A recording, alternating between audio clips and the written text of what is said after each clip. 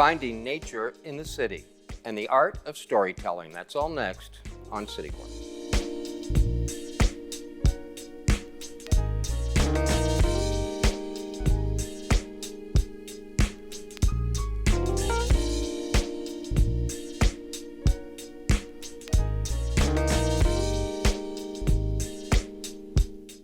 I'm Steve Potter, and welcome to City Corner. Coming up a little later in the program, we're going to talk about the upcoming St. Louis Storytelling Festival, which is back for another exciting year. But before we do that, we're going to examine a fun way for you to connect with nature, and of all places, the city. And here to talk about the Fall Frolic at Tower Grove Park, please welcome our guests today. That's Tara Morton of Tower Grove Park and Rebecca Rodriguez of the Missouri Department of Conversation. How about conservation? But we're going to have a conversation, right? Yes, that's So right. you guys old friends? Have you worked on this for a while? Yes, we have. Yeah. We've been working together for coming on 2 years now. Yes. You know, the Fall Frolic might not be on a lot of people's radar because as things go around here, it's sort of a new event. I think this is the third year? It is the third year. Yeah, so years ago, Tower Grove Park had a fun event called Terror at Tower Grove Park, which was like a Halloween event. That went away prior to the pandemic, and this event was rolled out 3 years ago. Yes. Rebecca was there for its inaugural year. I was not. Yes. But it was really a way for folks that live in the city to get out, get away from the COVID scare, right? Get out to a place where they can get fresh air and connect with the animals and nature that they see in the park. You know, a lot of people that live out in the suburbs or maybe somewhere out there might not think that's a big deal, but you forget if you live in a urban area, it's a little bit bigger. You might see a couple squirrels, right? We definitely see squirrels. Yeah. The Missouri Department of Conservation, I'm going to say that again. The Missouri Department of Conservation, have you worked with the park on other things too? Yes. So we are a partner in the park. So I share an office with Tara, and we are there to provide educational programs for schools, for public, and a special event to connect people to nature right there where they live, which is in the city. And so, yes, I share a lot of nature-related stuff. That's interesting. Now, what's also, this is not like a week-long festival. This is one day and just a few hours on that one day. What's the idea behind all that? So we wanted to connect people around that time to the flora and fauna of autumn, the season where we have a lot of change. In Tower Grove Park, since it is a wonderful place to see a lot of those tree colors, those fall colors, we thought it was a perfect place because it's also an oasis for a lot of wildlife. So we wanted to capture that at this event. All right. We have a couple of images. Why don't we take a look at a couple of pictures and you can just kind of tell me what we're looking at. Okay. I'm assuming these may be from past last year, maybe.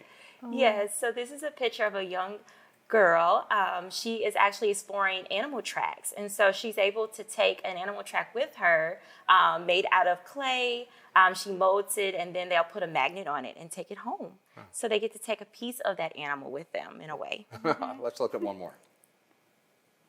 Oh yeah, this is our forestry department. So this was our forestry supervisor who had a tree talk table where he could educate folks about the growth of a tree by showing a really big one, and you can kind of count the years. And he also had samples to show the climbing gear that we use at the park and how we inject trees to take care of them. Tower Grove Park is actually a level 2 arboretum with about 7,000 trees. I just had a flashback, and you may not know about this. A few years ago, wasn't there a special tree that was like really old, and there was a big deal about saving it or something? There sure was. Tree, yes. Yeah, we actually hosted a farewell catalpa tree event last spring.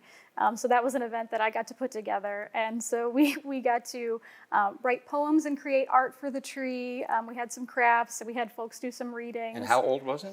It was probably around 75 to 100 years old. Some of the trees in the park, we don't know their exact age because there wasn't always wonderful record keeping. But some of the trees in the park are as old as 150 People years. have lots of great stories at Tower Grove Park. I have a connection. My mother was born a block off, and her family lived there till she was a young girl. But I heard stories my whole life about in the early 1900s, people would sleep in the park in the summer because, there wasn't any air conditioning. Yes. They're not doing that so much anymore.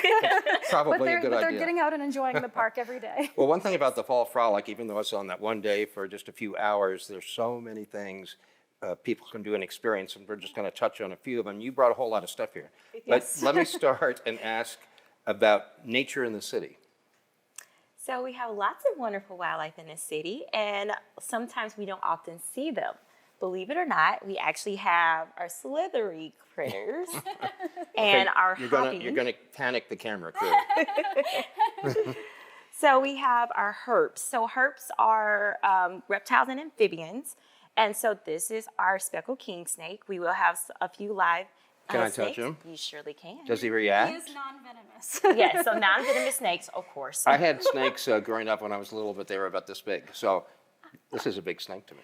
So this is actually not a bad size snake. Our largest is the bull snake, and they can get kind of nice size. But this is about the size of this snake. This is adult size. And yes, we will have this snake. We may have a couple other snakes, as well as some of our hopping friends. So, What else would you like to show me here? yes, so we also will have critter encounters or wildlife encounters where we're going to have a few volunteers in costume to connect you to some of the other wildlife. Volunteers in costumes. Yes. So we're going to have someone dressed as a red fox.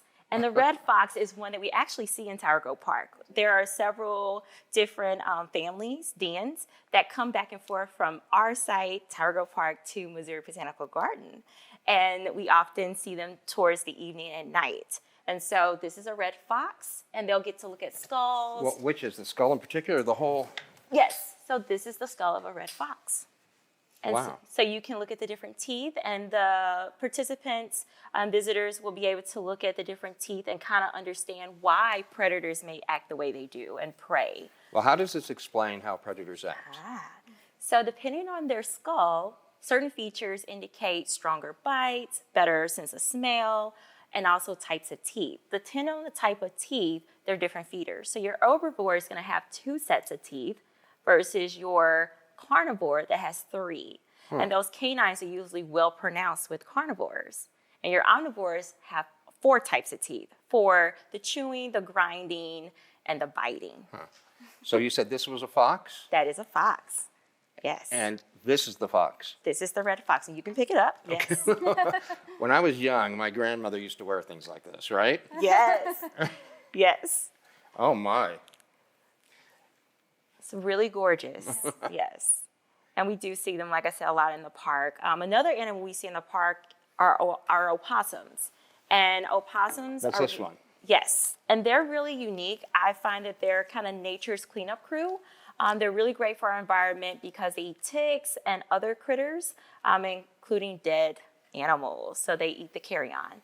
And so opossums are marsupials. They're related to kangaroos. And so they're our only marsupial in North America. And the other coolest fact is that they have the most teeth out of all North American animals. You know, 50 teeth. when you talk about all these animals being in the park, the foxes and things, obviously they don't just stay in the park, right? No. So, I mean, do residents see them walking down an alleyway 2 blocks away, or how does that work? They do. Often we hear stories about sometimes the foxes, like I said, running around in the neighborhood. Oftentimes we also hear about our owls and our other raptors, like our hawks, that they hear, they may see. But yes, they find all those ties to the park in their neighborhood. Let's take a look at 2 more images that we have from last year's event, and you can comment on it. So these are aquatic invertebrates. That means critters in the water. And so insects have part of their life cycle there, including crayfish we find. And so these are some critters that people can actually get a closer look at that are in our waterways. Let's look at the next one. These are the owl pellets. So we Wait, get... owl, well, hold, back up. Yes, okay. Owl pellets. Yes, owl pellets. So owls do not digest fur or hair and bones. They actually have to regurgitate them. So Because they eat mice and things, don't they? Yes, they do. So they eat mice, and depending on which owls you're talking about, great horned owls can eat frogs, lizards, small birds. So they have a variety in their diet. So we get to investigate what is in the diet of an owl. And what is this? Types of feeders. What's this all about? So that goes along with the skulls that we get to look at more, the mammal skulls and the tracks. And again, is learning the different feeders that eat various items. We might find this food chain and food web in the park. So in order for the creatures to be there, of course, the animals, they had to find food. And so we're all tied to it in many ways. And so this is part of it. Okay. What about those feathers over there? So we're also going to have, as part of our owl station, different, we call them biofacts. Like Yes, you can. Biofacts from animals. So this is a barred owl wing. So many times you might want to say to yourself or ask yourself, how does that wing or those feathers feel? They're very soft. Yes. Yes. So you get to explore those as well at Fall Frolic. We'll have a variety of those, different wings. We'll have some feet of owls as well, so people can get up close and see how sharp those talons really are.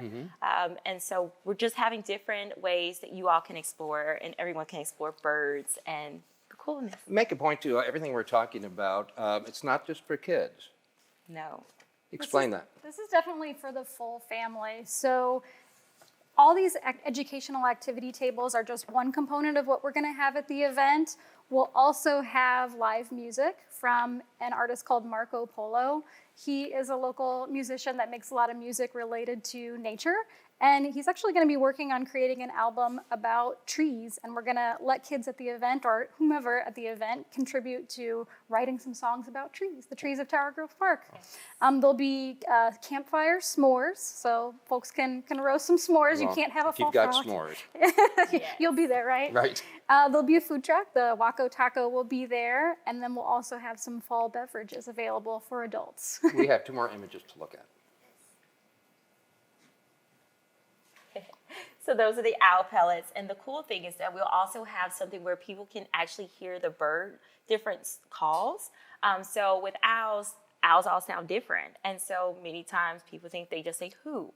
But the barred owl asks you a question: who cooks for you? Who cooks for you all? So they can explore the songs of those owls, and again, the different artifacts.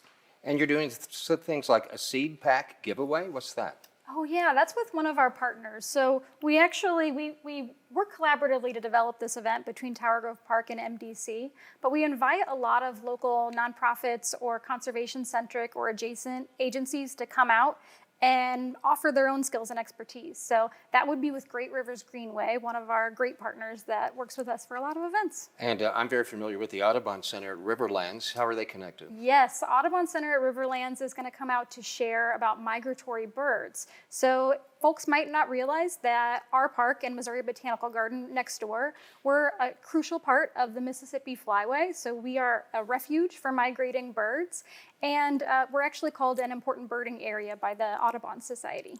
Got a couple things here. Did you mention the butterflies and bugs? Yeah, Butterfly House is one of our partners for the event. So usually they bring out some fun displays, of some pinned insects or butterflies. We're also going to have Shaw, who is going to highlight monarchs, and we're also going to have the St. Louis Zoo that's going to focus on our fall harvest and how they're tied to pollinators. Fall harvest in Tower Grove Park, or what are you referring fall to? harvest meaning Thanksgiving. So our dinner tables and how pollinators are crucial to that. And so our bees are very crucial to our food. And so this is super important for us to know about, learn about, and all the different bees that call Missouri home as well. Why is it as important others. for us to know about pollinators? Why do we need to know?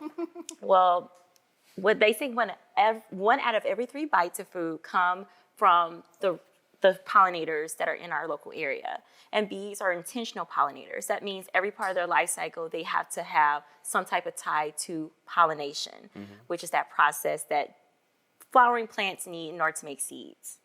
So, are these things that they would all land on us at some point in Tower Grove Park?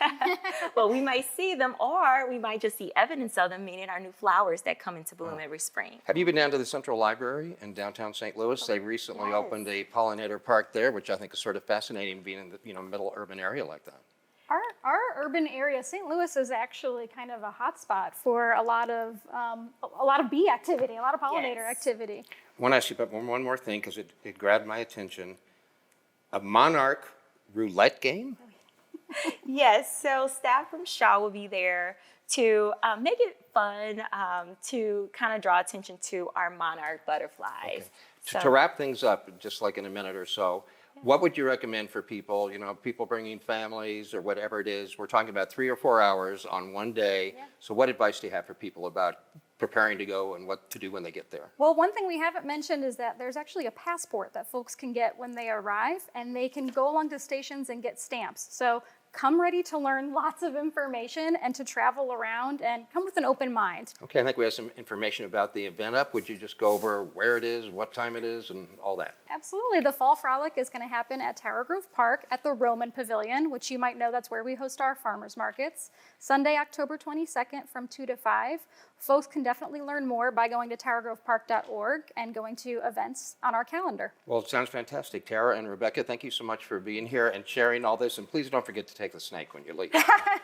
Will do. Thanks, Steve. Okay. Have you ever been to the St. Louis Storytelling Festival? Oh, yeah, of course. We're excited to hear more about that, too. All right, it's coming up. So we'll be back with more of that on City Corner. Stay with us. All right.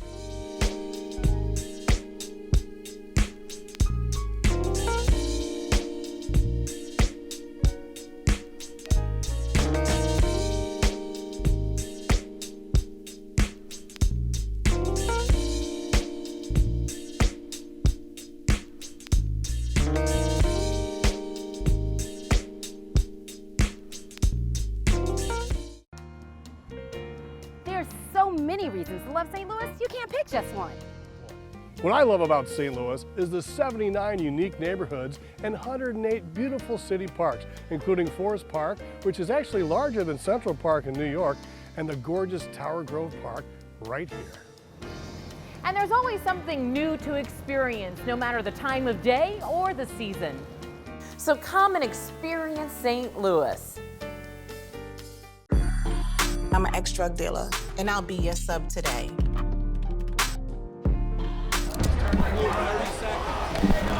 Two milligrams of fentanyl can be lethal. A lethal dose is in here. Who gets it, I won't know. It's cheap, it's potent, and it's profitable. The sad reality is fentanyl is being mixed into everything now. More kids should know.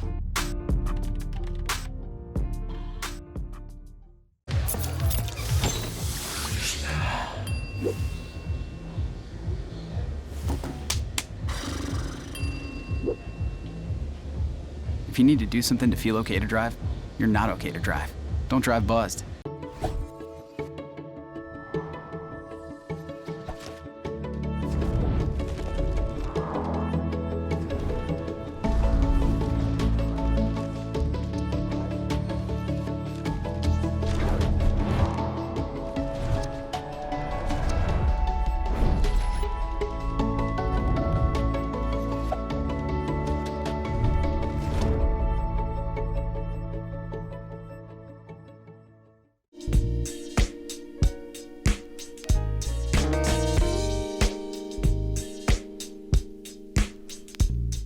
I'm Steve Potter, and welcome back to City Corner.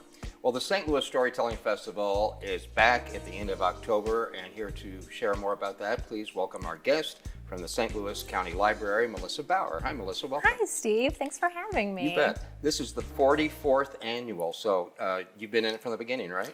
Well, not quite. That was a joke. So the library took over the festival in 2022. It's been a part of the fabric of St. Louis for over 40 years, as you've said. And for those that don't know, it's not just like local storytellers. You're bringing some of the best, well-known storytellers from across the country. From all over the country. We are the largest storytelling festival, and the whole festival is totally free. So it's a really amazing way for you to experience live storytelling without even leaving St. Louis. We're bringing it to you. So the county library took over in 2021. We were approached by the University of Missouri, who shepherded the festival for the first 40-something years. They approached the library about the library being the new curators and caretakers of the festival. Storytelling really fits in with the mission of the library of enriching and expanding minds and building community, so it was a natural fit. I have to tell you, I'm a huge fan, and I have not been in I lose track of time now, in 6 or 7 years probably. But back before the county library had anything to do with it, when it was run by the University of Missouri, I, of course, worked for St. Louis Public Radio, which was connected. And I would do a show every year previewing it. And there was a lady, I don't know if you know her or not, Becky Wallstrom. She ran it for a long time ago. And she was on my show once, Cityscape, talking about it. And she said something about maybe me hosting it. And she goes, "What do you know about storytelling?"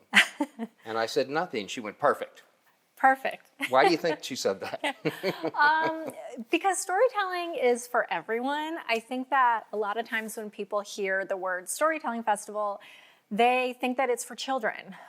You think of storytelling and story time going hand in hand.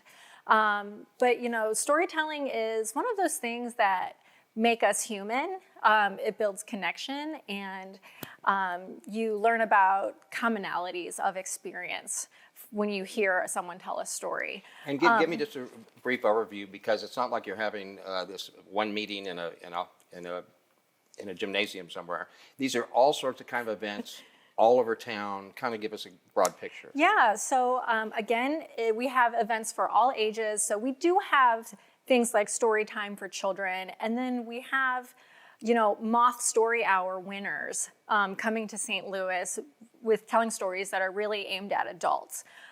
It's going to be taking place at all of our branches, all over St. Louis County. We have 20 branches. One of them's under construction right now, so 19 branches. We are a very large library district that spans from South County all the way up into North County and Jamestown area. So there's events, not just sit down and listen to someone tell you a story, but we're going to have writing workshops, musical concerts that tell stories, songwriting workshops. They're going to be at all of the branches. We're going to take it into the community by bringing storytellers to senior centers, to schools for school children, to the St. Louis County Juvenile Detention Center. We're bringing storytellers. You know, I told you I was involved in it for 5 or 6 years. This was, I'm trying to like go back in time.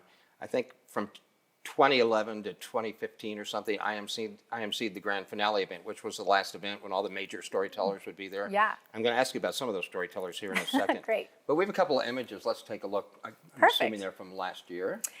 Yeah, this is from an event that we did with Dances from India. They're a local organization. This year, we're going to have more dance programs. This year, our dance program is going to be presented by Ballet 314, and it's called Dance the Story, Sleeping Beauty, which will be on Thursday, October 26th at 6:30 p.m., where patrons will be invited to step inside the tale of Sleeping Beauty and watch dancers bring the characters to life. They'll also have an opportunity to learn some dance steps from professional ballet dancers. Let's look at the next one. And like I said before, we bring storytellers into the community and into local senior centers. So it's very important that the library does not leave out patrons who cannot come to the library, whether it's for transportation or it's not part of their ability to get to the library. So we're bringing the storytellers into senior centers, and a lot of those times that will involve music. That's great. That triggers a memory too when you mentioned seniors, because years ago when I was involved with the festival, I remember talking about this certain thing about we don't realize how important storytelling is to our life, and it made me like remember, oh yeah, when I was little, all the stories my grandparents would tell me. And it was storytelling. It is storytelling. As a matter of fact, last year, part of the festival, we rolled out oral history kits that people can still check out from the library. And you don't have to live in St. Louis County to attend any of the storytelling events or check out things from St. Louis County Library. If you live in the city or in St. Charles, you can also get a St. Louis County Library card, I have to mention. But because you touched on that storytelling of your elders, the library does have oral history kits that comes with a recording device and a guide. We rolled these out last year as part of the Storytelling Festival. It's kind of a question guide that kind of gets the conversation going. And then the kit also teaches you what to do with those recordings afterwards and how to preserve your own family stories. So that's a really important part of storytelling that the library we have the ability to bring into the community. And people should think about that, because I think back now, and you don't know how often I think, I wish I had recorded or written down the stories my grandmother told me. There were so many, and they're kind of gone now. Yeah, so definitely check out one of those oral history kits to anyone at home who's watching this. If you're a grandparent, give it to your grandchild. They're going to know how to use the technology and they're going to want these stories. Okay, now the whole thing kicks off October 18th with Bobby Norfolk. And I got to know him during my years affiliated with it because he always has played an important role, and he's a really well-known, popular storyteller. Absolutely. Bobby Norfolk is a St. Louis storytelling legend, and we've partnered with him at the library for years to present stories, both to children and for adults. So we're so excited to highlight him as kind of our regional gem of the Storytelling Festival. And so, like you said, the kickoff is a folklore celebration. So it'll be all folklore types of stories. And that is going to be on Wednesday, October 18th at the Grants View branch. And Bobby will be joined by other really amazing regional storytellers. I know we just have a minute or two left, so I'm not going to get to everything, but let's see what I can cram in here Great. real quick. This grabbed my attention because you have a deaf storyteller.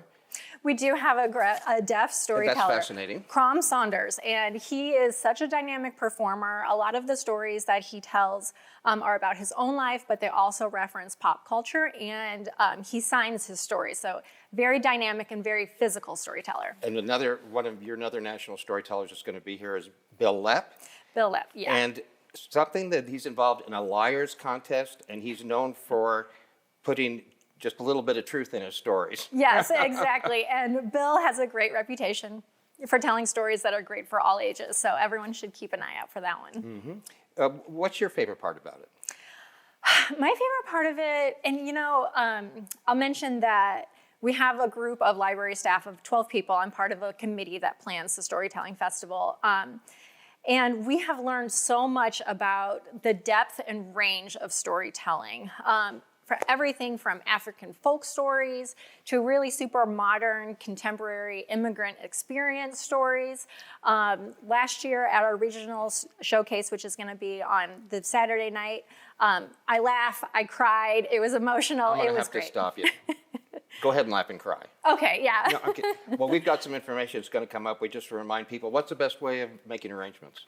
Okay, so all of the festivities will be listed on slcl.org/storytelling. You'll be able to find a list of all of the storytelling events, and it begins October 18th and wraps up on the 28th. All right, and if it's family friendly and all the rest of that. Family friendly and totally free, so I hope to see you. All right, Melissa Bauer from the St. Louis County Library, thank you for joining us today. And thanks so much, Steve. Tell Bobby Norfolk I said hello. I absolutely will. And we'll see you at the festival. Okay, see you soon. All right, hope to see you there too. I'm Steve Potter. That's all the time we have for City Corner. Join us again. Thanks for watching. Bye.